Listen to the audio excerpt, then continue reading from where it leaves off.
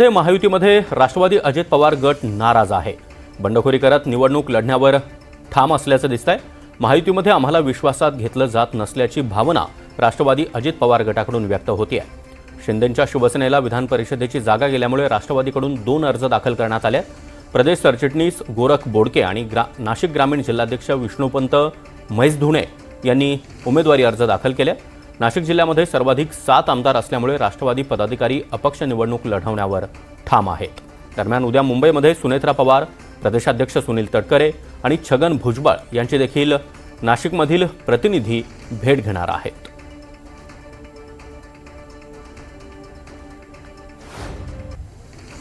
नाशिक विधान परिषदेची जागा शिंदे शिवसेनेला गेली असली तरी मात्र कुठेतरी राष्ट्रवादी अजित पवार गट देखील दुखावला गेल्याचं बघायला मिळत आहे।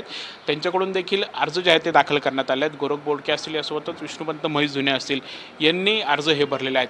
का आपण अर्ज भरण्याचं नक्की कारण? नाही, अर्ज भरायचं कारण असं आहे का मागच्या 2-3 पंचवार्षिक ही जागा राष्ट्रवादीकडेच होती आणि ह्या मागच्या लगतच्या पंचवार्षिक ती शिवसेनेकडे गेली। त्यात ते उद्धव ठाकरे गटाचे उमेदवार होते दराडे साहेब, नंतर शिंदे सेनेत आले। पण आता या नाशिक जिल्ह्यामध्ये राष्ट्रवादीचे 7 आमदार आहेत, 2 मंत्री महोदय आहेत। तर मग आपलंसुद्धा अस्तित्व पाहिजे, मतदार आहेत आणि नेहमीचं काम केलेले सगळ्या पक्षाने, पदाधिकाऱ्यांनी, आमदारांनी सगळ्यांनी भावना व्यक्त केल्या मतदारांनी नगरपरिषदे, नगरपंचायत का आपलासुद्धा उमेदवार असणं फार गरजेचं आहे।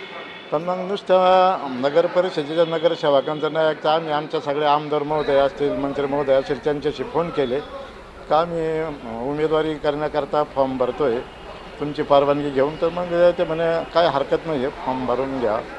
मग आम्ही फॉर्म भरलेले। आता पुन्हा पुढची जे निर्णय किंवा पुढची जी चर्चा आहे आम्ही प्रत्येक वरिष्ठ नेत्यांशी भेटून निर्णय घेणार आहोत। पण निवडणूक लढवण्याची इच्छा मात्र राष्ट्रवादीची आहे।